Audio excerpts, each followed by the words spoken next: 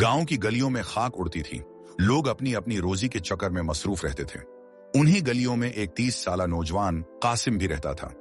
कासिम की जिंदगी बज़ाहिर आम लोगों की तरह थी, मगर अंदर से वो दुख और परेशानियों का एक पहाड़ उठाए हुए था। यासर मेहनती था, सुबह सबीरे उठता, दुकान खोलता और शाम तक काम करता। मगर अजीब बात यह थी कि जितना भी कमा लेता, उसके हाथों से फसल जाता। कभी कर्ज अदा करने में सब पैसा निकल जाता, कभी घर में बीमारी आ जाती, तो कभी सामान खराब होकर जाया हो जाता। कासिम सोचता था कि आखिर उसकी मेहनत में बरकत क्यों नहीं है। हर दिन वो नए हौसले के साथ निकलता, मगर शाम को थका हारा और खाली जेब वापस लौटता। उसके चेहरे की रौनक खत्म हो चुकी थी। दोस्त अहबाब भी उसे देखकर अफसोस करते। गांव वाले अक्सर उससे कहते, कासिम, तुम तो दिन रात मेहनत करते हो, फिर भी तुम्हारे हालात क्यों नहीं संभलते। कासिम खामोश रहता, क्योंकि उसके पास जवाब नहीं था। एक दिन वो बाजार के किनारे एक टूटे हुए बीच पर बैठा हुआ सोचों में गुम था।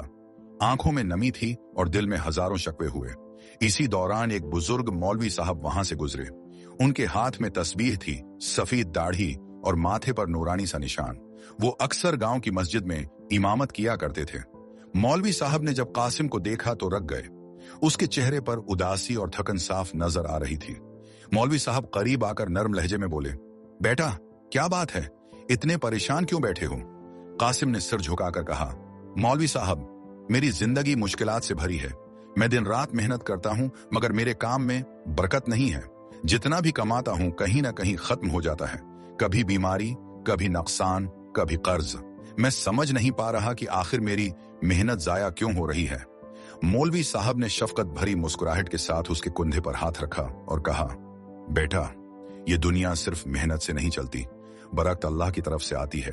अगर इंसान दुनिया के कामों में उलझकर अपने रब को भूल जाए तो मेहनत के बावजूद सुकून और बरकत नहीं मिलती। कासिम ने हैरान होकर पूछा, मौलवी साहब, तो फिर मुझे क्या करना चाहिए? मैं तो मेहनत करता हूं, मगर अल्लाह की रहमत शायद मुझसे नाराज है। मौलवी साहब ने कहा, मैं असर की नमाज पढ़ने जा रहा हूं, तुम भी मेरे साथ चलो। अल्लाह के घर में जाकर दिल खोलकर दुआ करो, सब ठीक हो जाएगा। रब्बुल आलमीन के दरवाजे हमेशा खुले रहते हैं। कासिम कुछ लम्हे सोचता रहा, फिर बोला, शायद आप ठीक कहते हैं। मैंने नमाज को बहुत हल्का लिया है। वो मौलवी साहब के साथ मस्जिद चला गया। पहली बार दिल से वजू किया।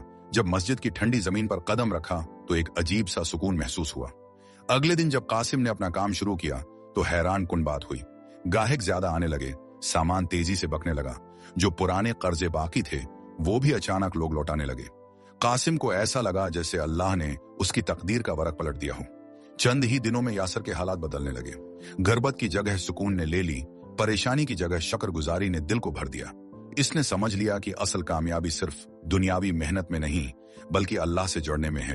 कासिम ने मौलवी साहब को जाकर शुक्रिया अदा किया और कहा, मौलवी साहब, आपने मुझे जो रास्ता दिखाया वही मेरी जिंदगी की असल तब्दीली है।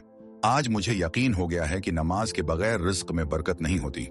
मौलवी साहब ने मुस्कुराकर कहा, बेटा, ये तो अल्लाह का इनाम है।